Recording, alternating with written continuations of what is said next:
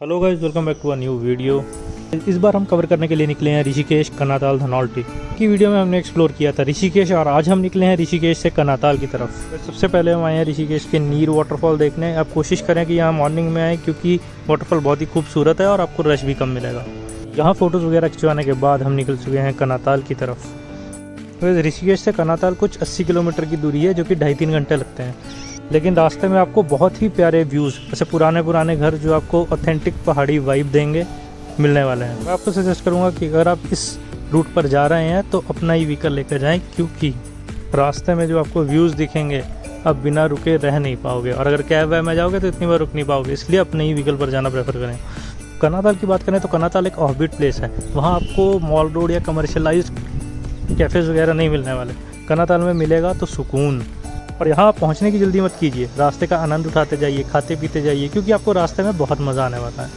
और 2.5 घंटे का रास्ता 4 घंटे में पूरा करने के बाद हम पहुँचते हैं हमारे स्टे पर। और हमारा स्टे को लेके सिर्फ एक ही रिक्वायरमेंट था कि हमें बड़ी विंडोज़ चाहिए जहाँ से हमें व्यू दिखता हो, और फॉर्चुनेटली हमें एक ऐसी प्रॉपर्टी मिल गई। हमारे इस रूम में कॉर्नर साइड 2 बड़ी विंडोज़ थी, और रूम से बाहर निकल के क्या व्यू था, माउंटेन्स, वैली व्यू, बहुत ही आनंदमयी।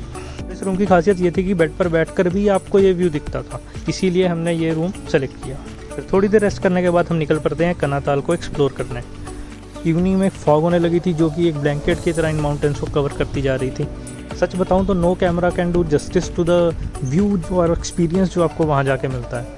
हमारे रिजॉर्ट से थोड़ी सी दूर जाने के बाद हमें दिखता है ये कनाताल एडवेंचर पार्क। यहाँ जिप लाइन, स्काई वॉक जैसी बहुत सारी एडवेंचर एक्टिविटीज़ थी, और जो सबसे यूनिक एक्टिविटी थी वहाँ वो थी जाइंट स्विंग, जिसकी हाइट है कुछ 85 फीट्स।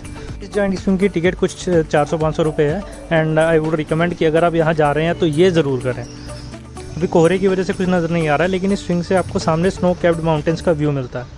एडवेंचर करते करते हो जाता है अंधेरा और निकल उठते हैं अपने रूम की तरफ। रास्ते में जाते जाते मैं दिखता है एक छोटा सा सेटअप जहाँ एक अंकल जी सीढ़ी पर चाय बना रहे थे। ऐसे ठंडे मौसम में गर्मा गर्म चाय मिल जाए तो और क्या ही चाहिए। चूल्हे से आता हुआ सेक और गर्मा गर्म चाय, क्या कॉम्बिनेशन था। फिर अंकल ने बताया कि अंकल यहाँ पराठा भी बनाते हैं, तो हमने चाय पराठा खाया और फिर यहाँ से निकल गए आगे के लिए। कनाताल के बारे में बताऊँ तो अगर आप शिमला, मनाली, मसूरी की मॉल रोड देख कर बोर हो चुके हैं और आप नेचर या असली पहाड़ी का वाइब लेना चाहते हैं तो कनाताल इज़ फॉर यू।